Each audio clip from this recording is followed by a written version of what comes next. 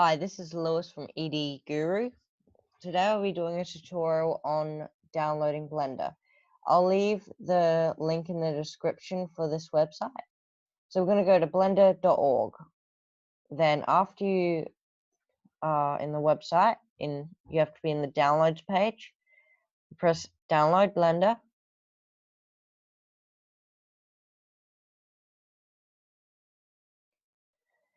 I'm just going to skip the download, so see you when it's finished. Now the download is done, you take this down, grab this,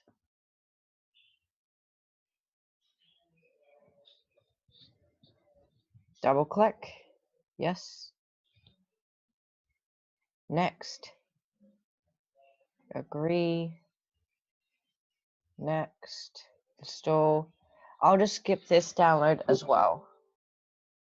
After this, I will skip the install, so see you when it's done.